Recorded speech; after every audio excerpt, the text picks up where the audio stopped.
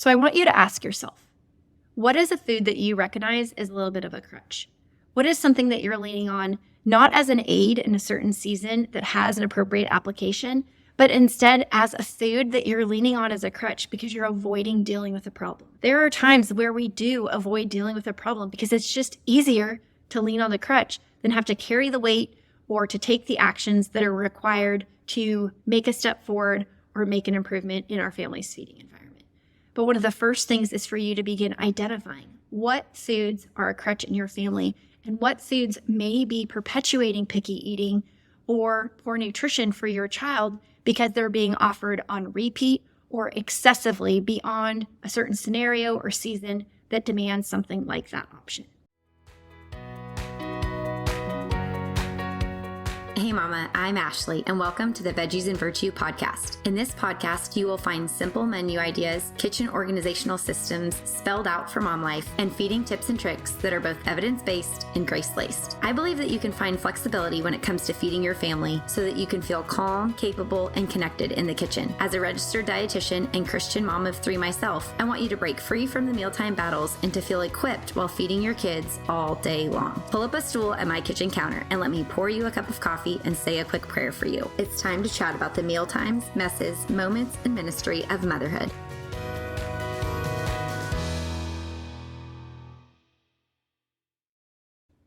If you listen to episode 1 in this 4-part series on why our kids' snacking is perpetuating picky eating and poor nutrition, you know that I talked about how the comfort that our kids can often get from that consistency in the foods that we offered can become problematic. And that's why for this episode, I want to talk about how that comfort that they feel is often something we as moms also feel, and how we want low anxiety in and around the table in our family's feeding environment. What we don't want to have happen is us forming a crutch with certain foods. Because as moms, we all know that there's different seasons of motherhood, and there's different foods and different things that our family is going to have to fall back on when we are in survival mode. All of us have been there, and there's no judgment or shame about that. However, when you are in a season of any added capacity and you realize this food's becoming a crutch for our family, or the amount of consistency that we have in offering this same given snack or the same breakfast every day or sending the same lunch to school every day, and that consistency is ultimately perpetuating some of my child's picky eating where they're not accepting of other snack options. They're not willing to eat anything else at breakfast. They refuse anything else in their lunchbox. And that consistency that once provided our family comfort is now creating conflict. And oftentimes the reason I see that happen is because we have used that given food as a crutch. So first, let's talk about what is a crutch. The expression of, oh, she's using that as a crutch is one that we all have probably used in different applications. But in the feeding space, I often will see families use different foods as a crutch to avoid dealing with a problem or deal with it in an apathetic and less intentional way. And again, there's no judgment or shame here. In my family, there are plenty of foods that we have offered as a crutch. And I'm going to go ahead and give you an example. One example would be my daughter's love for chocolate croissants. There's some at Costco. I evaluated that they didn't feel like something that were nutritionally completely deficient for my family, and we had bought them. My daughter loved them, and very quickly I realized that this could become a crutch. Because what was happening in the morning is if I didn't plan enough time to pack lunches the night before and was defaulting to packing them in the morning and needing to get breakfast ready, I didn't always have time to do both. And so I would use these chocolate croissants as a crutch and in a rush offer them up to my kids. But even when I made the behavior change to ensure that I had enough time to make a more well-balanced breakfast, what I noticed is my daughter also would want to use these chocolate croissants as a crutch, and she would just want to eat them each and every day. And so looking at that consistency challenge that I talked about in the first episode of this 4-part series is each and every one of those chocolate croissants is the exact same. But when my daughter wants to eat these for breakfast each and every day, I'm perpetuating picky eating and poor nutrition because she's not getting the nutritional variety that she needs in that first eating opportunity of the day. She's also not branching out and having more variations of different food. even if it was toast every morning with different toppings, at least there'd be a little bit more nutritional variety, but also variation of the foods being offered to help prevent some of those picky eating tendencies. And so in our home, I noticed these chocolate croissants can very easily become a crutch. So does that mean that I don't even buy them anymore? No, it just means that I look at these foods not as good or bad or unhealthy or healthy, but any food used as a crutch for the avoidance of taking action on our own as adults or in helping equip our kids can be problematic. And so while I still will buy these chocolate croissants that I know my daughter enjoys from time to time and offer them, I do have to be intentional that we don't use them as a crutch. So when you find a specific food becoming a crutch for your family, what can we actually do about it? One of the things that I noticed in my home, first and foremost, was on me. I'm in charge of what, when, and where food is offered. And if I was leaning on this chocolate croissant as a crutch and I was offering that as the what, before school being the when, and where, often on the go as she was running out the door because we didn't have enough time in the morning, I wasn't taking intentional action about my responsibility and with my roles as a parent. If you're unfamiliar with the division of responsibility or some of the feeding roles, this is something that I spend a considerable amount of time equipping parents to better understand and apply in their own feeding relationship with their families within my Mealtimes Made Easy method. I'm going to be opening enrollment for that in mid-June. If you want to go ahead and get on the wait list, you can go to mealtimesmadeeasymethod.com and click the link, and that'll take you to the wait list. But if that's not something that you're feeling proficient or confident in doing yet, and thus you're leaning on a food as a crutch, that can be something that's perpetuating your child's picky eating. And so the first thing I realized is I have to get my own role in order. And even as a dietitian mom, some seasons are crazy. Some seasons I'm staying up late, working or taking care of household tasks, and I'm exhausted, and my morning routine is off, and I didn't pack lunches the night before. I slept in later than I had wanted, and I'm running out of time in the morning. And while there's seasons that happens, and there's always seasons that we need to find quick and easy staples, like in this case, a chocolate croissant, we can't expect our children's nutrition to improve or eating habits to get any better if we're not taking the first initial step as parents.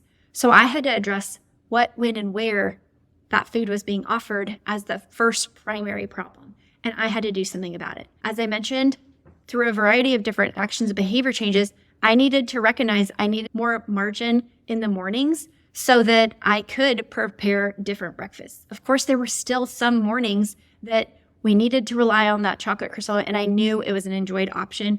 I could offer it alongside a cup of milk, buying a little bit more time at home where they could eat it and have a little bit more fueling of an option in the morning, and that was what it was. But that wasn't something that I could rely on consistently as a crutch and not expect it to have adverse outcomes. So I want you to ask yourself, what is a food that you recognize as a little bit of a crutch? What is something that you're leaning on, not as an aid in a certain season that has an appropriate application, but instead as a food that you're leaning on as a crutch because you're avoiding dealing with a problem? There are times where we do avoid dealing with a problem because it's just easier to lean on the crutch than have to carry the weight or to take the actions that are required to make a step forward or make an improvement in our family's feeding environment. But one of the first things is for you to begin identifying what foods are a crutch in your family and what foods may be perpetuating picky eating or poor nutrition for your child because they're being offered on repeat or excessively beyond a certain scenario or season that demands something like that option. I mentioned in my family the example of the chocolate croissant, but of course that's just one of many examples. There could be other things like you send your child with a Z-bar each and every day for snack. Do I have anything against Z-bars? No, not necessarily. But when I see families that are offering them each and every day, day after day, week after week, month after month, my concern does become that consistency of that product, that lack of variety, and that lack of variation in that food being offered, it's creating a crutch for the family because we're not seeing nutritional variety and we're seeing a propensity for picky eating to get worse because we're leaning on that food so much. Now, if you were to take a look in my pantry right now, you would see right now we do have Z-bars. That's not every time, just like right now we don't have chocolate croissants, which isn't all the time. Some of these foods come and go so that we don't rely on them as a crutch. And that's one of the things I want to encourage you to think through because whether it be the chocolate croissants that I get at Costco or the Z-bars that I at time buy at Costco's, I know for us as a family who shops at Costco or wholesale suppliers where we get larger packages, sometimes that's why we fall back to these crutches, because we get 36 of them at a time and we don't even recognize we use them as a crutch until we need number 37. And we realize we just burned through all of that snack offering or that food option because our kids were wanting it each and every day, or because we were leaning on it as a crutch so consistently that we burned through it and now we don't have that crutch there. My question to you is, what do you do when that crutch isn't there? Because sometimes it can be healthy for us to learn to stand without that crutch, ourselves as parents and also our kids. So I encourage you, when those packages run out, if not before then, if you don't feel able before while the chocolate croissants are still in the pantry or the Z-bars are still sitting in the snack drawer, it may be one where when they run out, you just push pause and you just recognize it's an opportunity to not replenish immediately. Then you and your child have to learn to stand without that crutch, that chocolate croissant, that Z-bar, whatever that fill-in-the-blank food may be for your family. So after you identify what that food might be, I want you to recognize what are some of the ways that you can learn to stand without that crutch. For me, I recognized with the chocolate croissant example, I needed to set boundaries about what, when, and where food was offered so that it wasn't the expectation that that's what my daughter could grab on her way out the door each and every morning. Additionally, I recognized that because that package came in smaller packages, I could put half of them out. So my daughter realized there's half of these here, but once they're gone, they're gone. And I'm not going to reintroduce that could be a crutch for another few weeks until we need that kind of a refill in here.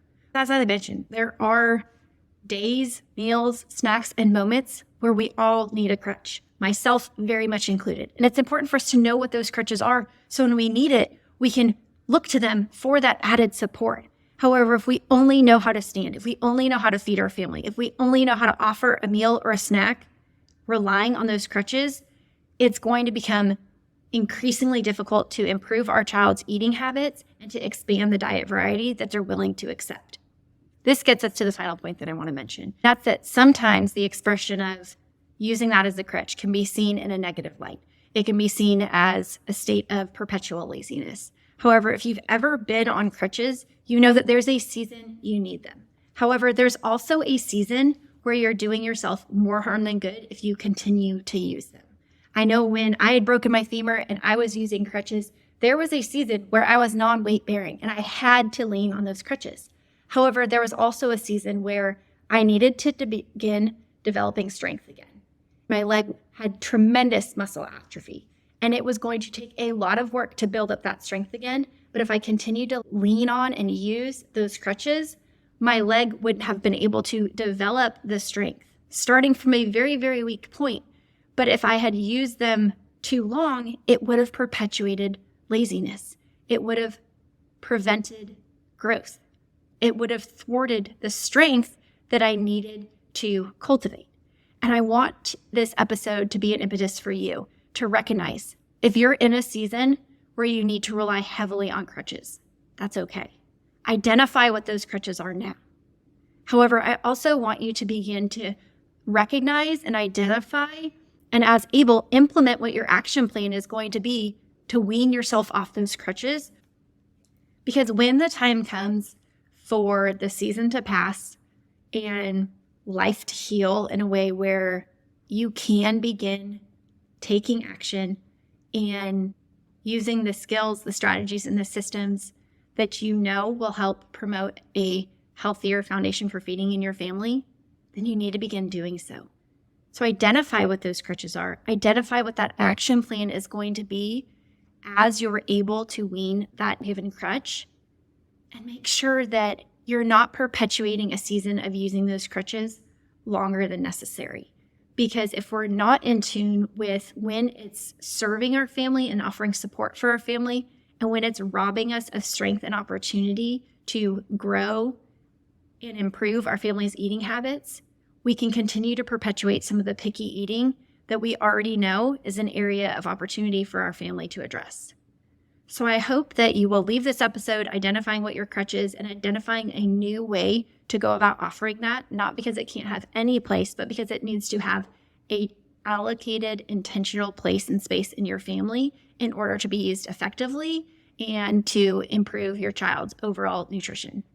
If going into summer, this is something that you want help with and you feel like the crutches that your family learned to lean on a lot during the school year is something that you're going to struggle to know how to transition off of, I want you to go to veggiesandvirtue.com/work with me. That's going to give you the opportunity to get a spot on my calendar. I offer free 30-minute sessions where we can look at some of the challenges and issues that your family is facing, and we can identify an action plan so that in the coming weeks and months over summer, you know exactly what your crutches are and how you can begin to wean off them effectively. Not so that you fall on your face and don't have the strength to do what's needed, but so that you and your child and your family as a whole can be really successful in implementing these baby steps to regain strength and incorporate added variety in your feeding environment while still having an ample support system of foods that offer crutches in the seasons that you need them most.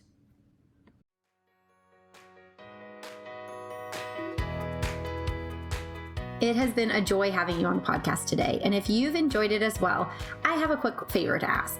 Do you mind hopping over to Apple Podcasts and leaving me a written review?